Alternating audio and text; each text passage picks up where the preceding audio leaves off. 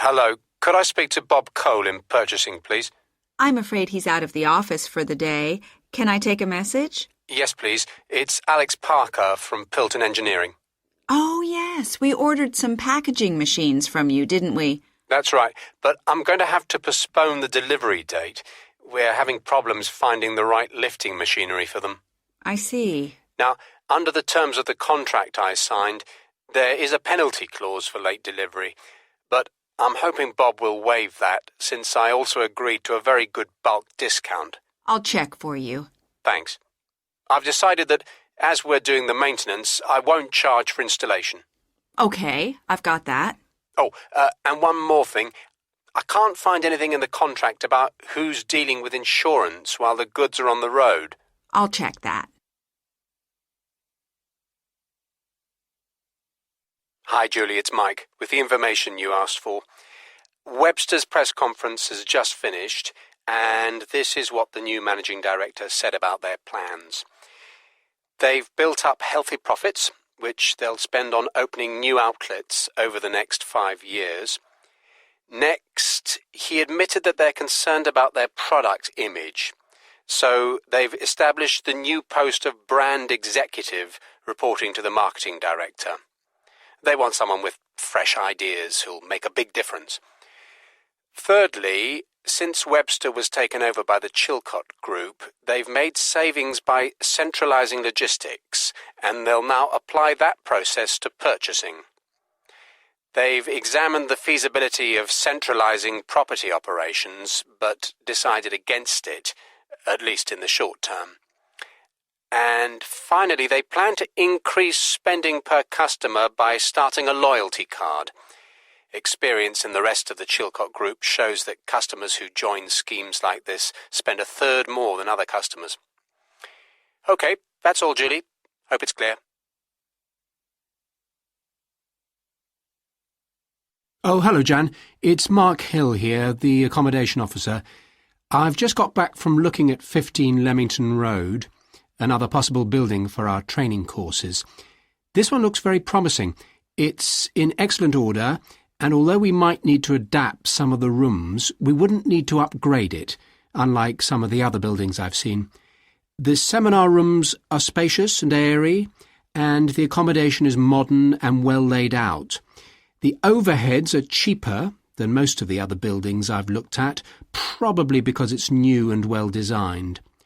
Also, on the plus side, it's slightly out of town, so that means less property tax. The downside of that is that it's further from head office than some of the other possibilities. The only real problem I can see is its size. It's not a huge building, and during our peak months it may not be sufficiently large to accommodate all our trainees.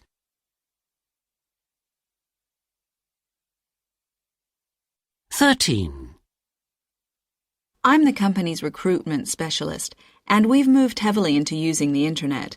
It's virtually eliminated the sorts of applications that don't stand a chance. We have an online application system that works well because it elicits the vital information at the outset. For instance, there might be something like, do you have hands-on experience of the latest technologies in this field? People who can't give the answers are immediately advised not to continue with their application.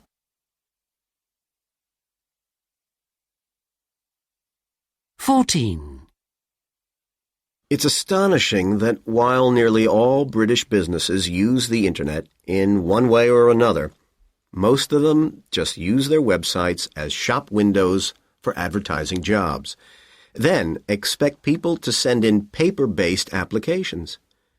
They're simply not using the technology to its best advantage.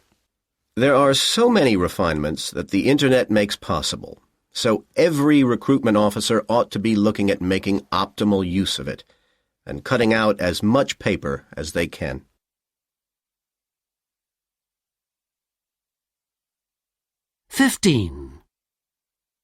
Many companies think they're up to date if they advertise vacancies on their website and send emails to applicants instead of letters.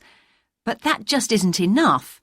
These days, lots of people send text messages, so businesses should follow suit, for instance, when inviting someone to interview. It shows that the firm has joined the 21st century. And although the phone is much more traditional, it's still a valuable form because you can talk to applicants in person.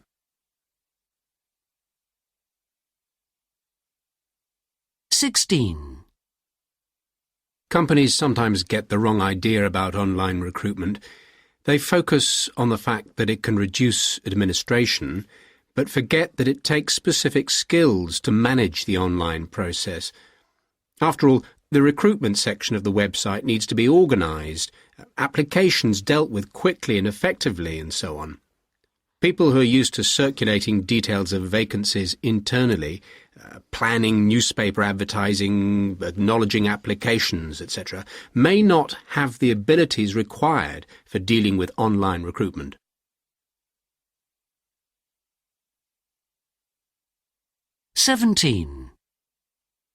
So often people apply for jobs they know very little about because positions with the same title can vary considerably in different organizations. So when you're recruiting, you should use your website to list projects and assignments of the post and give case histories of people in similar posts in the company, perhaps with a personal statement from them. It doesn't affect the procedure you follow, but it helps potential applicants to decide if it's a job they really want. 18. Some people tell you that what a dissatisfied customer really wants is to have the opportunity to spend his money again. You may have to resort to this, a refund, or perhaps some form of credit. However, this may lose a customer and will certainly lose that particular deal. Try a bit of persuasion. Remind your customer why he chose your product in the first place. Give him a new one and save him the trouble of making further decisions.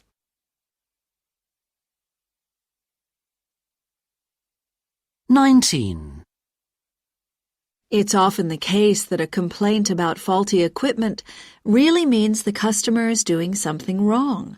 Of course, considerable tact is called for when this happens. Don't make them feel foolish. What they need is some guidance, and this should be provided without further cost. Make sure any damage done has been put right, and then set up the familiarization session. Problem solved, customer happy, equipment saved from any more misuse.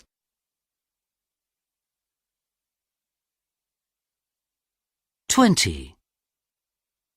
When a customer complains, it's important to be sympathetic, but businesslike as well. Do apologize, of course, and then, taking a personal interest in the way the equipment will be used, suggest a newer, more recent model, rather than simply replacing the original one. This is often a good solution because it not only deals with a complaint, but also the client feels they've got away with a bit extra to make up for the inconvenience.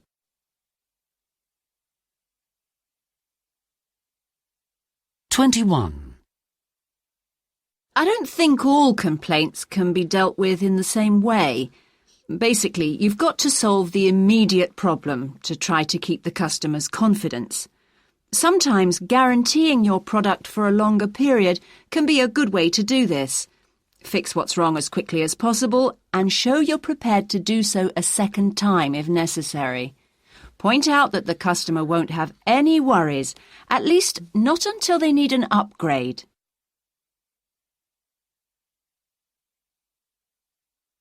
22. It's a good idea to let the customer know why there's been a problem.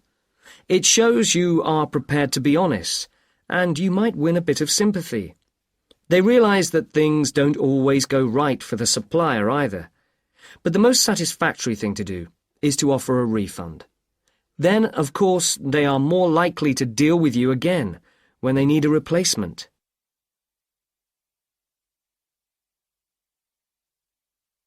The big clothing retailer Sangra is currently in the news, and here to talk about its difficulties is retail analyst John Sargent. Hello.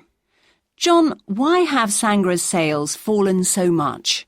Well, they've started using top designers, but it takes too long to get the designs from the drawing board into the shops. Sangra haven't realized that fashion trends are moving faster than ever, and they need to react much more quickly. As a result, they aren't attracting younger shoppers. It really makes little difference who designs their clothes or what the stores look like if people don't feel like going in. They've been very short-sighted, haven't they? That's right. Sangra's strength is in the middle market, but shoppers now want either expensive designer labels or low prices.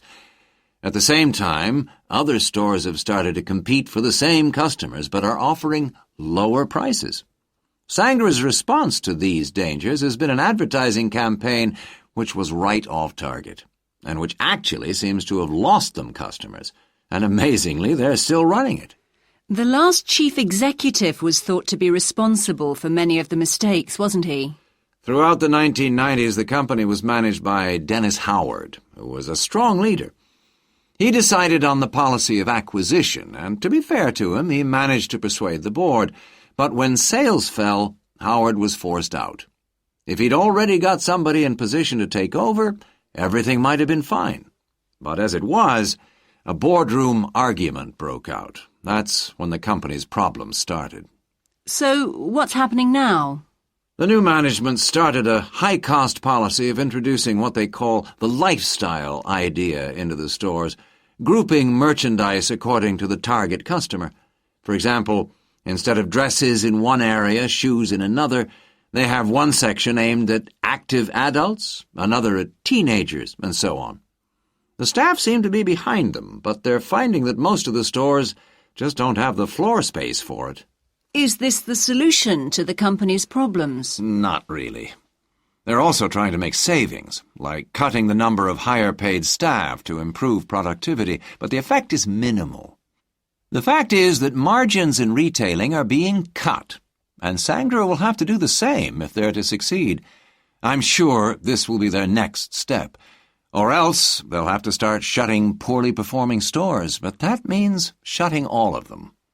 Do you think it's suffering from its old-fashioned top-down style of management? Yes, but they're beginning to change.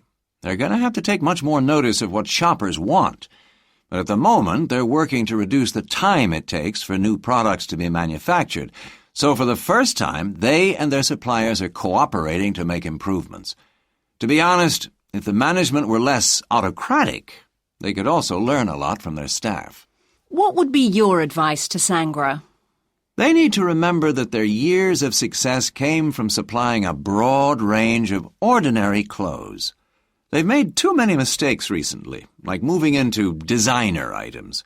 They should stop playing with new ideas and just do what they're good at. There isn't really a safe alternative. How is the company likely to change in the next few years? Their main activity will still be the same, even if they decide to follow the trend into big, out-of-town stores. Their venture into financial services and food halls, both of which are due to start this year, will have a considerable effect, though whether for good or bad remains to be seen. And we may well find Sangra stores opening abroad, and my guess is that it'll be through acquisition. John Sargent, thank you very much. Thank you.